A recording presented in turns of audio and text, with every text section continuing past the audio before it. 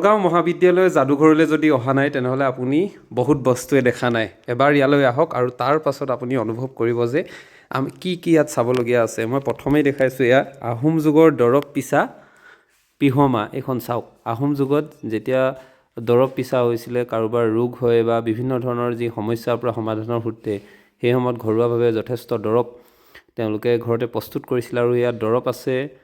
তাৰ সমান্তৰালভাৱে ইয়াত কি নাই আচলতে গোটেই যদি যাদুঘৰটো আপোনালোকে চায় এফালৰ পৰা বহু কিবাকিবি চাব লগা আছে। মই এফালৰ পৰা দেখাইছোঁ ৰংঘৰ, জয়দৌল, শিৱসাগৰ, এয়া চৰাইদেউ মৈদাম। মুঠতে শিৱসাগৰত যিমানখিনি আছে, যিখিনি চাবলগীয়া আছে সকলোবোৰ ইয়াত চিত্ৰ আকাৰে তেওঁলোকে ইয়াত লগাইছে। ইয়াত নামতি, বিষ্ণুদৌল, ঘনশ্যাম হাউচ, শিৱসাগৰ, এই চৰাইদেউ মৈদাম, তলাতল ঘৰ সকলোবোৰ সুন্দৰ ৰূপত ইয়াত উপস্থাপন কৰিছে। গড়গাঁও মহাবিদ্যালয়, ঐতিহাসিক গড়গাঁও মহাবিদ্যালয় এটা ব্যতিক্ৰমী পদক্ষেপ, যিটো হয়তো অসমৰ ভিতৰতে প্ৰথম বুলি ক'ব লাগিব। ভাল লাগিছে এনেধৰণৰ যি ইনিচিয়েটিভ লৈছে। এইটো হৈছে টুকুৰি, পেৰা, এয়া হৈছে বাম। আমি বহুখিনি বস্তু চিনি নাপাওঁ। এইটো খৰিকা, যিটো মুগাৰ যিটো উৎপাদনৰ ক্ষেত্ৰত জড়িত খৰিকা, সূতা কটা সঁজুলি, এটা খুৰুং, চেণ্ডেলাই, এয়া আৰু সূতা যেতিয়া মুগা ধৰিবৰ কাৰণে ব্যৱহাৰ হয়। আৰু এইটো হৈছে ৰজাদিনীয়া পেৰা, ইয়াতে মুগা হয়তো ৰখা হয়। এনেধৰণৰ ইতিহাসৰ লগত জড়িত। এতিয়া সেইবোৰ ইতিহাস বুলি ক'ব লাগিব, কাৰণ বৰ্তমান সময়ত এইবোৰ দেখিবলৈ পোৱা নাযায়। এয়া হেণ্ড গ্ৰিণ্ডাৰ আৰু ইয়াত আছে বিজ্ঞানগাৰত ব্যৱহৃত এটা যন্ত্ৰ। তাৰ সমান্তৰালভাৱে এইখিনি আমাৰ বহুতৰে কেতিয়াবা কনফিউজো লাগে কোনটো কি হয়। ইয়াত জাপি, পাচি, খৰাহী, দ্ৰোণ, ডলা, চালনী ইত্যাদি কৰি সকলোবোৰ আমাৰ অসমীয়া সংস্কৃতি বা অসমীয়াৰ সৈতে জড়িত আমাৰ যিটো সংস্কৃতিৰ সৈতে জড়িত সকলোবোৰ বস্তু ইয়াত আছে। সমান্তৰালভাৱে কাৰেণ্টটো গুচি যোৱাৰ কাৰণে ক্ষমা কৰিব। আৰু ইয়াত আছে কইনছ অফ মডাৰ্ণ ইণ্ডিয়া, আমাৰ বৰ্তমান সময়ত ইণ্ডিয়াৰ যিমানবোৰ কইনছ আছে এইখিনি আছে।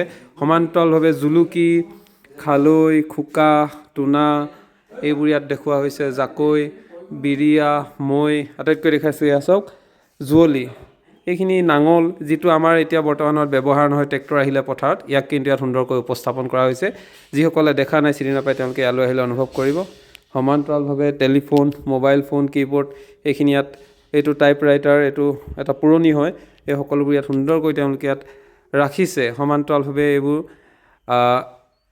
এইটো ৰিবি গাছেং, ইয়াত বিভিন্ন ধৰণৰ সাজপাৰ তেওঁলোকে ইয়াত দেখাইছে সুন্দৰকৈ। এইখিনি বিভিন্ন ধৰণৰ সাজপাৰ আছে। সমান্তৰালভাৱে মই এতিয়া দেখাম আপোনালোকক।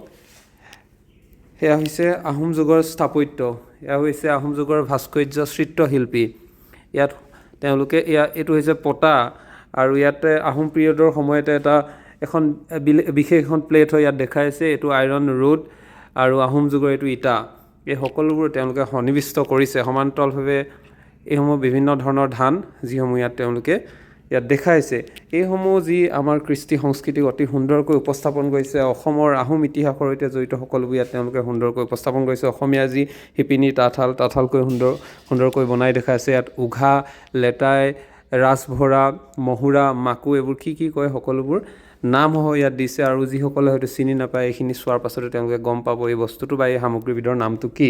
সমান্তৰালভাৱে এইবোৰ দেখিছে শিলৈ, যেতিয়া বৰটোপত ব্যৱহাৰ কৰা হৈছিলে। এয়া শিলৈ, এয়া হেংদাং, এইখন হৈছিলে মোগল তৰোৱাল,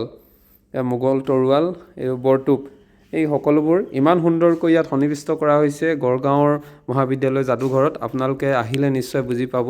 আৰু এইদৰে অসমীয়াৰ যি সংস্কৃতি, সেই সংস্কৃতিটোকো সুন্দৰকৈ উপস্থাপন কৰিছে। অসমীয়া ইয়াত চব অসমীয়াৰ কাঁহৰ বাতি, কাঁহৰ কাঁহী, কাঁহৰ সৰু বাতি, হাতী খজুৱতী বাতি, যিসমূহ বহু এতিয়া লুপ্তপ্ৰায় বুলি ক'ব লাগিব, সকলোবোৰ অতি সুন্দৰকৈ ইয়াত দেখাইছে।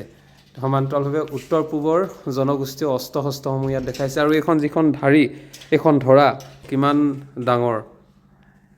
এয়াই, আপোনালোক যদি অহা নাই তেনেহ'লে গড়গাঁও মহাবিদ্যালয় যাদুঘৰলৈ এপাক মাৰিলে আপোনালোকে নিশ্চয় গম পাব ইয়াৰ যি সৌন্দৰ্য, এই সৌন্দৰ্যই আপোনালোককো আকৰ্ষিত কৰিব।